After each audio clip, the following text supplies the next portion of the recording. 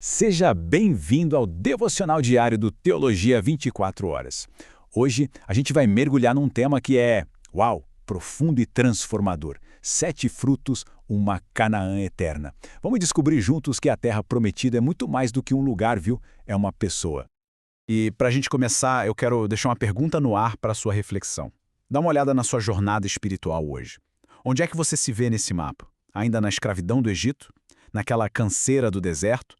Ou quem sabe já sentindo o gostinho de Canaã? Essa honestidade inicial, sabe, é a chave para tudo o que a gente vai ver aqui. E aqui está o ponto central de tudo. A jornada da fé não é só sobre fugir de algo, sobre deixar para trás. Na verdade, é um convite para a gente entrar num novo estado de ser, para habitar, para permanecer nele. Sair é só o começo. O verdadeiro destino é entrar. Agora, pensa comigo que interessante essa distinção. Sair do Egito para Israel foi coisa de uma noite. Aconteceu. Mas tirar o Egito de dentro deles, os hábitos de escravo, a mentalidade de vítima, nossa, isso levou anos. É a mesma coisa com a gente. A cruz nos tira do domínio do pecado, num instante. Mas é o Espírito Santo que nos treina, dia após dia, para a gente aprender a viver como filho livre na terra da promessa. E isso nos leva para uma virada de chave, uma verdade poderosa. Vamos começar a entender Canaã não como um lugar no mapa, mas como uma realidade espiritual que está disponível para cada um de nós, agora mesmo, em Cristo. O apóstolo Paulo nos dá a direção, a bússola. Ele diz, olha, se você já ressuscitou com Cristo, seu foco, a sua busca tem que ser pelas coisas do alto. A nossa Canaã, o nosso lugar de descanso e herança, está onde Cristo está. Simples assim.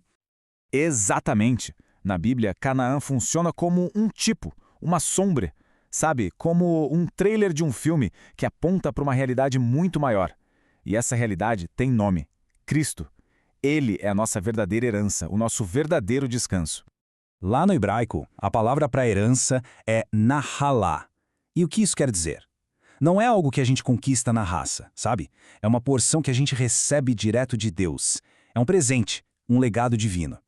Aí quando a gente pula para o Novo Testamento, em grego, a palavra vira kleronomia. Isso aprofunda ainda mais a ideia, porque conecta a herança ao nosso direito como filhos em Cristo. A gente não é servo, a gente é herdeiro com todos os direitos.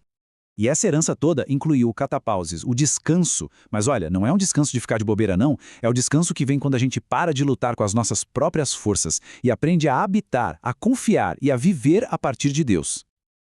Então, tá bom. Se Cristo é a nossa Canaã, como é essa terra prometida? O que tem lá? Deus descreveu essa terra com provisões bem específicas. Vamos ver o simbolismo por trás disso?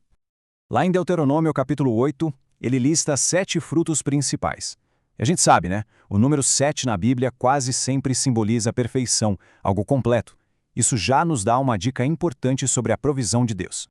E essa tabela aqui, nossa, ela ilustra isso de um jeito brilhante. Cada fruto não está ali por acaso. O trigo nos lembra que ele é o pão da vida. A videira aponta direto para o sangue da nova aliança. A oliveira, a unção do Espírito Santo que a gente recebe. Cada coisinha na lista de provisão de Deus não é só sustento físico, é alimento para a alma, é teologia viva. É exatamente isso. É como se Deus estivesse dizendo pra gente, olha, eu não te entrego só uma terra com recursos, eu te entrego uma terra cheia de significado, onde cada coisa te ensina algo sobre mim, sobre meu filho e sobre o Espírito. Ok? Com essa clareza de que a nossa herança em Cristo é rica e cheia de significado, a pergunta se torna bem prática. Como viver isso? Como é que a gente deixa o Egito para trás de verdade? E essa é a grande pergunta de hoje. É um convite para a gente olhar para dentro com honestidade. Qual mentalidade de escravo, qual hábito, qual culpa ou dependência do seu Egito pessoal ainda está aí? Identificar isso é o primeiro e mais importante passo para viver a liberdade de quem já é herdeiro. E para que essa reflexão não fique só no campo das ideias, que tal um desafio prático para a gente colocar a mão na massa durante a semana?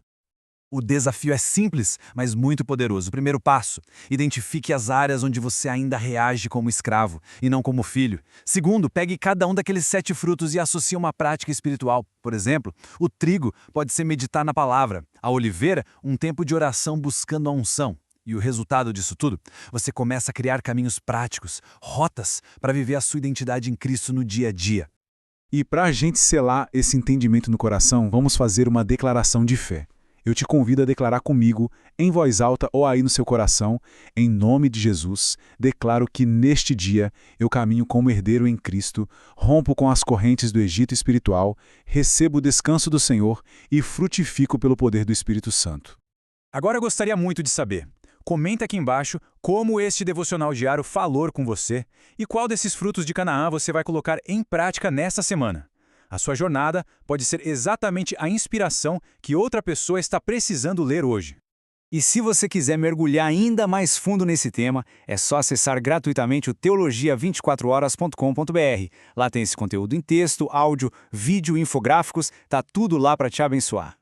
Teologia 24 horas, um jeito inteligente de ensinar e aprender. Que a paz de Cristo, a nossa Canaã eterna, governe a sua vida hoje e sempre.